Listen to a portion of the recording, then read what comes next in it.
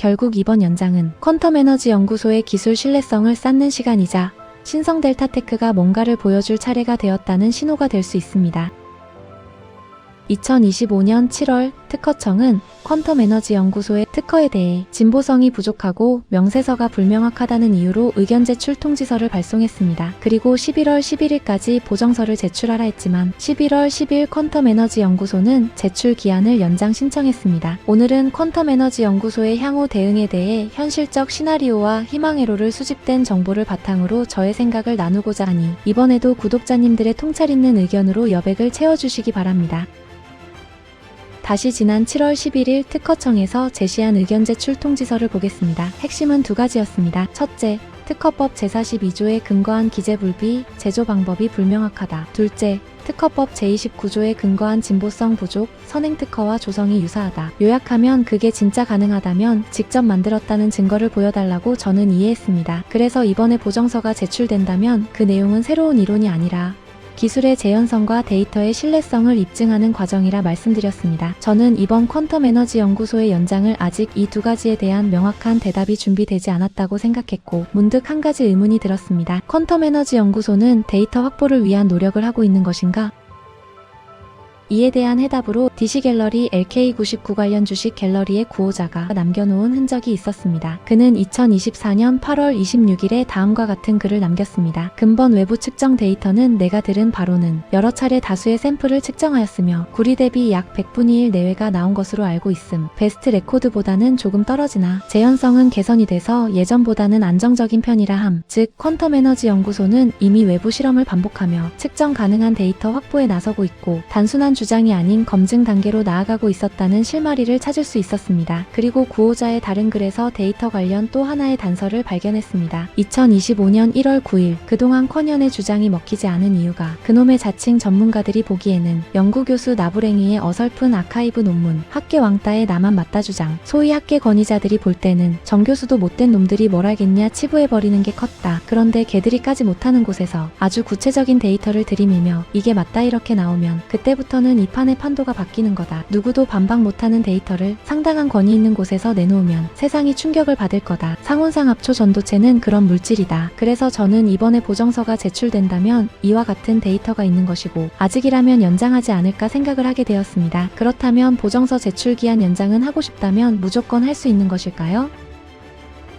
연장 신청은 1개월 단위로 해야 하고 필요시 4개월을 초과하지 않는 범위에서 2개월 이상을 일괄하여 연장 신청할 수 있습니다. 그리고 보정서 제출기한 연장 조건을 다음과 같이 제시합니다. 저는 그중 3번 해외 특허 결과 반영, 6번 불가피한 사유 등의 사유로 퀀텀 에너지 연구소에서 연장 신청을 했을 것이라 봅니다. 첫째, 해외 특허 반영. 10월 27일 호주 특허청은 퀀텀 특허를 ACCPTED 즉 심사 통과 상태로 표시. 정식 공고 전 단계지만 사실상 심사 완료입니다. 특허청 규정상 만료 전 2개월 내 외국 결과 수신 시 국내 반영 가능. 퀀텀 에너지 연구소는 이를 근거로 연장을 신청했을 가능성이 높습니다. 둘째, 데이터 확보. 외부 검증 실험이 진행 중이라면 실험이 끝나야 수치를 제출할 수밖에 없습니다. 아직 1개월 연장인지 2개월 이상 일괄 연장인지는 확인 안 되었지만 이를 바탕으로 현실적인 시나리오와 희망회로 시나리오에 대한 근거를 제시해 보겠습니다.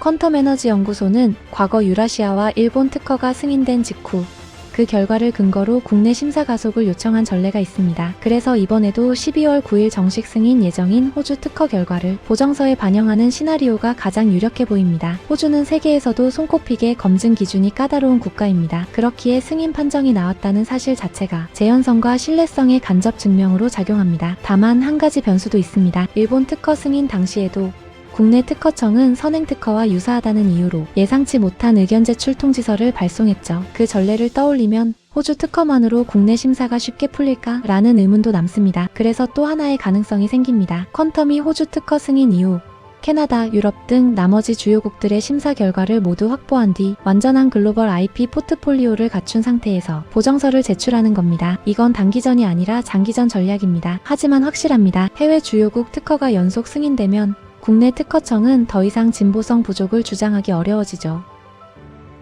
희망회로의 시나리오로는 미국이 움직이면 이야기는 달라집니다. 2023년 한국에서 불붙은 LK99 논쟁을 미국이 자국 연구 네트워크를 통해 재검증한다면 그건 곧 미국이 상온초 전도체 주도권을 가져가겠다는 신호로 해석될 겁니다. 그리고 이 시점에서 퀀텀은 원천 기술 보유자라는 위치로 다시 부상하겠죠. 호주, 일본, 유라시아, 그리고 미국 전 세계 특허가 연결되는 순간 LK99는 다시 글로벌 뉴스의 중심에 서게 됩니다. 지금까지 퀀텀 에너지 연구소는 스스로의 기술을 증명하기 위해 움직여왔습니다. 하지만 진짜 게임 체인저는 퀀텀 에너지 연구소가 아닙니다. 구호저의 말처럼 권위 있는 글로벌 검증 기관의 공신력 있는 데이터가 확보되어 공개되면 그 순간 논쟁은 끝납니다. 자칭 과학자들의 주장이 아니라 국제표준 실험에서 검증된 초전도체가 되는 거죠.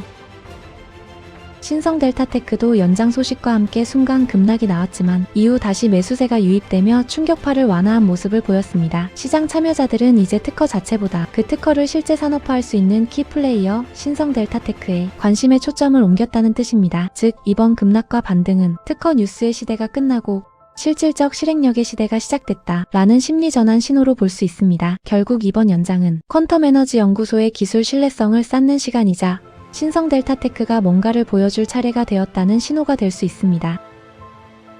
결국 특허의 문제는 시간 문제라고 생각합니다. 빠르게 발전하는 과학기술 속에서 이 논쟁은 결국 데이터와 기술 진보가 해결해 줄 겁니다. 이제 남은 질문은 단 하나. 그 기술을 실제 매출로 연결해 진짜 퀀텀 점프를 이끌 기업은 어디인가? 저는 그 실마리가 곧 공개될 신성 델타테크의 3분기 보고서 속에 있을지도 모른다고 봅니다. 특허의 무대에서 산업의 무대로 이제 진짜 게임이 시작됩니다.